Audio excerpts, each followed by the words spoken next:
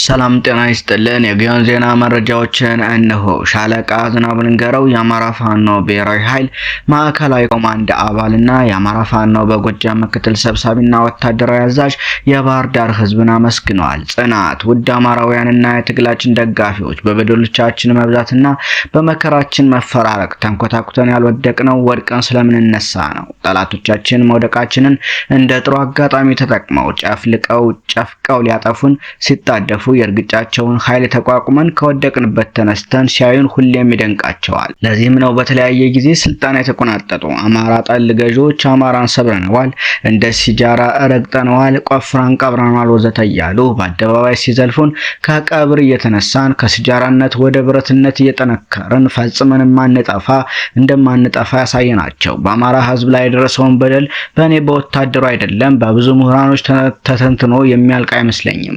በውጭም በውስጥም በጠላት የተፈተነችው ሀገራችን ኢትዮጵያ እንደ ቋንቋችንና እንደ ቀለማችን ግብራችንም የተለያየ የሆነ አንዱ በአንዱ ላይ የጭካኔ በትር እያሳረፈ አጥቂና ተከላካይ፣ ሟችና ገዳይ፣ አሳዳጅና ተሳዳጅ የሆንን ሞተን ያኖርናት ሀገራችን ለኛ ለአማራው የእሳት ምድር ሆናብን ፈጅታን ለመጨረስ የቆረጠች መስል ገደብ የለሽ ጭፍጨፋን ስናስተናግድ ቆይተናል፣ እያስተናገርንም እንገኛለን። የሰው ልጆች በዓለም ያልተፈጸመባቸውን ጭካኔ እናት አይኗ እያየ በአደባባይ ልጇን አንድም በቢላዋ ሁለትም በሳት ሶስትም በጥይት ሲቀላ ያየች፣ እንደዚህም ሲሆን ራሷም አብራ ከወለደችው ልጇ ጋር በግፍ ተገድላ ሜዳ ላይ የወደቀች አማራ እናት ናት።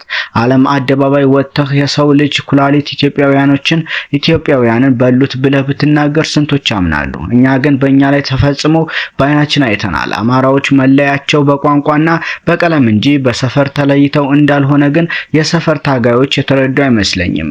ይህን ስቃይና መከራ በውል ተረድተው ሞትን ሞቼ አልጠብቀውም ያሉ እልፍ አላፍ ጀግኖች በባዶ እጃቸው ሳይቀር ከጥላት ጋር ተናንቀው የክብር ሞትን ተቀብለዋል።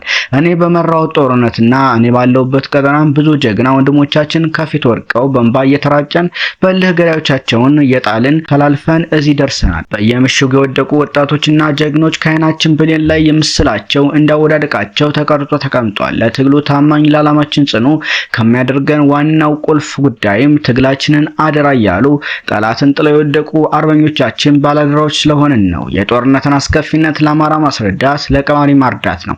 የጦርነትን ክብደትና ቅለት መዝኖ መናገር የሚችለው ግን ራሱ ጦረኛው ነው። የጦረኛ ባህሪዎች በሁለት ይከፈላሉ፣ ፍትሃዊ ጦርነት፣ ኢፍትሃዊ ጦርነት። የአማራ ህዝብ የጦርነት ባህሪ የትኛው ነው የሚለውን ሁላችንም የምናውቀው ስለሆነ ማብራራት አይጠበቅብኝም። ጦርነትና ውጊያ የተለያዩ ናቸው። ውጊያ ጠላትን ለማጥቃትና ለመግደል ለመማረክ የምናደርጋቸው የተኩስ ልውጦች ናቸው። ጦርነት ደግሞ የፖለቲካ፣ የኢኮኖሚ፣ የዲፕሎማሲ ጦርነትን ሁሉ ያቀፈና ያጠቃለለ ነው። አንድ ጦርነት ለድል የሚያበቃው የጦርነቱ ኮዝና ጦርነቱን የሚመሩት እንዲሁም ጦርነቱን የሚያደርጉት አቅም ይወስነዋል። እዚህ ላይ ነው መግባባትና መረዳዳት ያለብን። የጦርነቱ ኮዝ ከበቂ በላይ ነው። የትኛውም ህዝብ የአማራን ህዝብ ያጋጠመውን የህልውና አደጋ ቢደርስበት አንድ ሰው እስከሚቀረው ድረስ ጦርነት ያደርጋል። መታየት ያለበት ቁልፍ ጉዳይ ግን ስንቶቻችን ጦርነቱን የመምራትና የመሸከም አቅም አለን የሚለው መሰረታዊ ጥያቄ ነው። አንዳንድ የፋኖ መሪ ነን የሚሉ የሰፈር ጉልቤዎች አስከፊውን የሲናን በረሃንና የየመንን መራራ የስደት ጉዞ አልፈው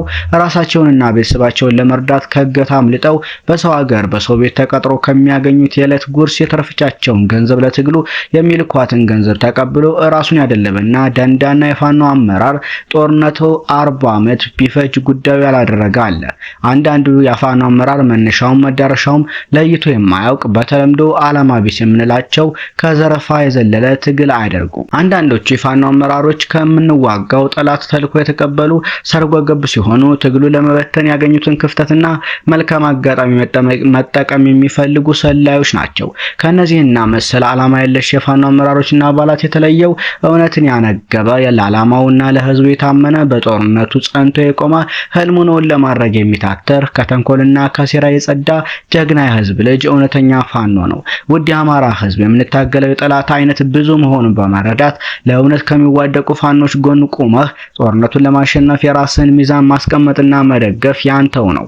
አንድ የምንተማመንበት ሀቅ ግን ትግላችን የእውነትና የህዝብ ትግል ስለሆነ ከጠቀስናቸው የተግበሰበሱ አራሞቻዎች የጸዳ ትግል በማድረግ እንደምናሸንፍ አንጠራጠርም። የተከበራችሁ በሁሉም ቀጠና የምትገኙ የፋኖ አባላትና አመራሮች ለህዝባችንና ለትግሉ ጸንተን በመቆም የጦርነቱን ጊዜ ለማሳጠር በንቃት እንድንታገል አደራ ማለት እፈልጋለሁ። በዚህ ጦርነት ስናሸንፍ የትውልዱ በላይ ዘለቀ፣ አጼ ምኒልክ፣ አጼ ቴዎድሮስ፣ ንጉስ ሚካኤልን እኛ ነን።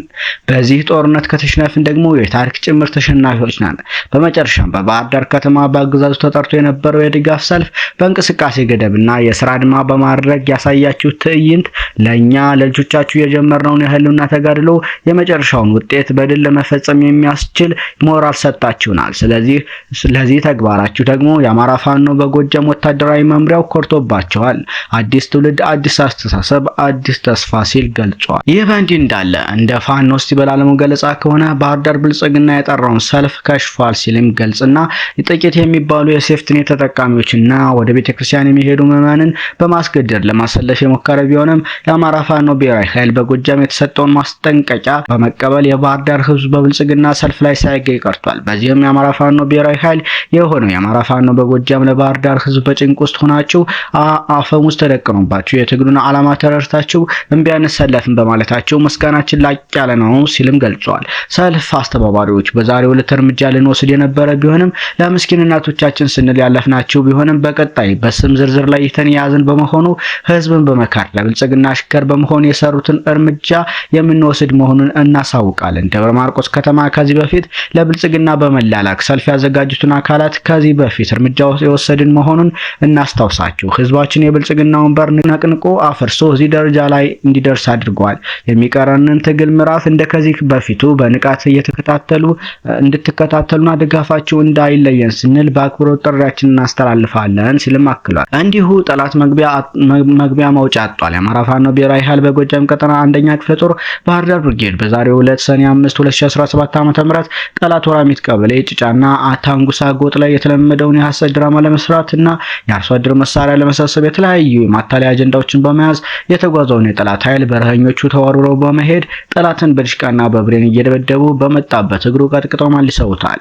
የአካባቢ ማህበረሰብም እንግልቱ በስቶብናል በማለት ወንድም ሴቱም በጫካው ከፋኖ ጎን ተሰልፎ ታሪክ ሰርተዋል። ሰሞነኛ መረጃዎች እነኚህን ይመስሉ ነበር።